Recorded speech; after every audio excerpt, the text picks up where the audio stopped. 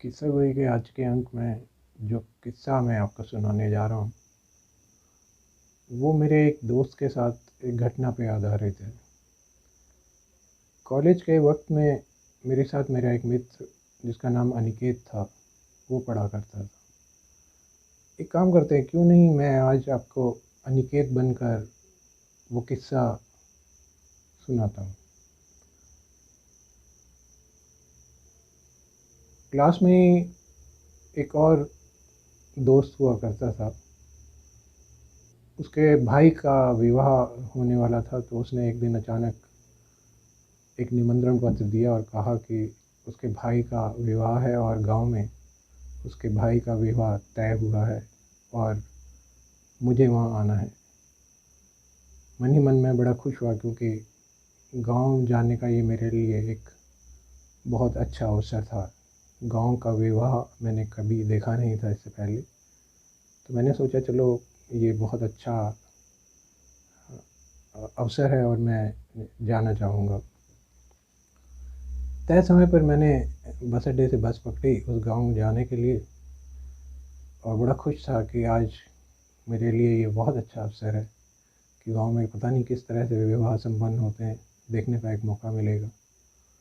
बस चले जा रही थी, मैं अपने विचारों में मग्न था। अचानक पता लगता है कि थोड़ी देर में बस रुक जाती है। पता लगा कि बस का एक टायर पंचर हो गया। ड्राइवर ने कहा कि टायर बदलने में कुछ वक्त लगेगा, सभी सवारियां आराम से बैठी रहें। लेकिन टायर बदलने में बहुत वक्त हो गया, क्योंकि जो टायर उनके पास एक्स्ट्रा हुआ करता था उस टायर में हवा ही नहीं थी। फिर पता नहीं ड्राइवर ने किस तरह से क्या इंतज़ाम किया, ये सब ठीक करते करते 3 से 4 घंटे का वक्त और लग गया। और इसका परिणाम ये हुआ कि जहाँ ठीक टाइम पर मुझे उस गांव पहुंचना था, उस गांव पहुंचने में मुझे और वक्त लगा। बस चलने के बाद जब गांव के नज़दीक जिस बस अड्डे पे पहुंचना था वहां उतरा, तो उतरते उतरते तो रात हो चुकी थी। बस अड्डे पर ही एक चाय की दुकान थी, जहां पहुंचकर मैंने उस चाय वाले से पूछा कि मुझे उस गांव जाना है, वहां एक विवाह है। तो चाय वाले ने मुझे कहा कि यहाँ से वहां तक जाने के लिए मुझे एक घोड़ा गाड़ी या कोई और अन्य सवारी लेनी पड़ेगी। तो मैंने उससे पूछा कि मुझे वो घोड़ा गाड़ी तो यहाँ कोई नज़र नहीं आ रही। तो चाय वाले ने कहा कोई नहीं, आप इंतज़ार कीजिए, थोड़े वक्त लगेगा और थोड़े वक्त के बाद वो मुझे एक घोड़ा गाड़ी आती हुई दिखाई दी। मैं लपक कर उस घोड़ा गाड़ी तक पहुंचा और मैंने उसे कहा कि भैया ज़रा चलोगे उस गांव तक। उसने मुझे कहा कि हाँ क्यों नहीं, और मुझे बैठने का इशारा किया। मैं बैठा, पर वो फिर भी नहीं चला। तो मैंने उससे पूछा कि भाई चलते क्यों नहीं हो? तो उसने कहा कोई नहीं, थोड़ा रुक जाइए, 3 4 सवारियाँ और ले लूँ, उसके बाद चलते हैं। 3 4 सवारियों का इंतज़ार करते हुए और वक्त बीता, मुझे बेचैनी होने लगी। लेकिन देखता गया हूँ कि थोड़ी देर में 4 5 लोग घोड़ा गाड़ी की तरफ आते हुए दिखाई दिए। मैंने थोड़ी राहत की सांस ली। घोड़े वाले ने उन सभी को पीछे बैठने के लिए इशारा किया। सारे आकर के मेरे साथ ही आकर के बैठ गए। घोड़ा गाड़ी वाला अपने धुन में गांव की तरफ चलने लगा। अंधेरा हो चुका था, लेकिन चांद चमक रहा था। रास्ते में दोनों तरफ घने पेड़ और अंधेरा। उन पेड़ों से बीच में कभी कभी चांद की चांदनी छन छन कर हम पर गिर रही थी। अचानक मुझे कुछ अजीब सा महसूस हुआ। मुझे उन तीनों चारों में कुछ खुशफुसाहट सी होती हुई सुनाई दी। थोड़ी देर में मैंने देखा कि चांद की रोशनी में मुझे वो लोग कुछ अजीब से लगे। मैंने ऐसे ही अनमने मन से मैंने कहा कि ठीक है, पता नहीं कौन है। थोड़ी दूर गया हूँ तो थोड़ी दूरी में फिर दोबारा उनकी शक्लें देखी, तो कुछ डरावना सा महसूस हुआ। इसी क्रम में मुझे लगा कि मुझे कुछ चुभन सी हो रही है, तो मैंने नीचे को झांका तो बड़ी हैरानी हुई। उनके तो दोस्तों हाथ और पैर दोनों ही उल्टे थे। मैं बहुत घबरा गया।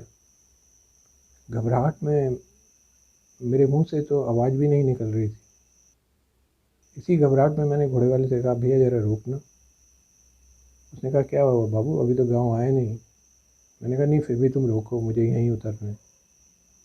उसने कहा, क्यों, अभी तो गाँव दूर है। मैंने कहा, नहीं आप रोको तो। उसने रोका, जैसे ही उसने घोड़ा गाड़ी रोकी मैं उछल कर घोड़ा गाड़ी से उतरा और ऐसे ही सरपट भागा। मैंने पीछे मुड़कर नहीं देखा, भागता चला गया। इतना भागा, भागते भागते हाँफता हुआ एक जगह मुझे ऐसे लगा कि अब मेरी सांस टूटने को है। मैं वहीं पर पेड़ के पास खड़ा हो गया और वहीं पर रुक गया। थोड़ा और आगे चला तो देखा कि एक दुकान सी प्रतीत हुई जहाँ रोशनी जल रही थी। वहाँ तक पहुँचा तो देखा कि वो एक होटल था। होटल वाला बैठा हुआ था, मालिक। मैंने उससे कहा कि कुछ पानी वानी मिलेगा पीने के लिए। उसने दिया। मुझे देखकर उसने कहा कि क्या बात है बाबू, बहुत घबराए हुए थे लग रहे हो। मैंने कहा, हाँ घबराया तो हुआ हूँ। तो उसने पूछा कि ये बात क्या है। मैंने उसे पूरी राम कहानी जो मेरे साथ बीती थी कुछ देर पहले मैंने उसे बताई कि जिस घोड़ा गाड़ी में मैं आ रहा था उसमें 3-4 लोग जो बैठे हुए थे मुझे कुछ अजीब से लगे और उनके हाथ पैर कुछ उल्टे से थे। और इसी घबराहट में मैं उस घोड़ा गाड़ी से कूदा हूँ और वहाँ से दौड़ता हुआ यहाँ तक आया हूँ। उसने कहा, अच्छा तो तुमने कुछ अजीब से लोग देखे। मैंने कहा, हाँ बिल्कुल। उस व्यक्ति ने तुरंत अपना शॉल कंधे से गिराया और मेरे आगे अपने दोनों हाथ किए और कहा, क्या उनके हाथ कुछ ऐसे तो नहीं थे। दोस्तों, मैंने जैसे ही उसके हाथ देखे और फिर झुककर उसके पैर देखे तो मेरी तो सांस ही अटक गई। मेरी समझ में नहीं आया कि मैं अब यहाँ से कहाँ भागूं। ये आदमी भी बिल्कुल वैसा ही था। उसके बाद तो पता नहीं क्या हुआ, मुझे नहीं मालूम उसके बाद क्या हुआ। देखता क्या हूँ कि जब मेरी आँख खुली तो मैं एक अस्पताल में बिस्तर पर हूँ और मेरे चारों तरफ कुछ लोग खड़े हैं जिनमें मेरा वो दोस्त भी था जिसने मुझे निमंत्रित किया था अपने भाई की शादी में। मैं अचकचा कर उठा और मैंने पूछा, भाई मैं यहाँ कैसे। उसने भी मुझसे यही प्रश्न किया कि तुम वहाँ पर क्या कर रहे थे सड़क के किनारे पेड़ के पास लेटे हुए बेहोश। मैंने उन सभी को पूरी कहानी बताई कि मेरे साथ क्या घटना घटी। किसी ने मुझ पर विश्वास नहीं किया, सभी हंस पड़े। एक ने तो मुझे यहाँ तक कह दिया कि पागल है।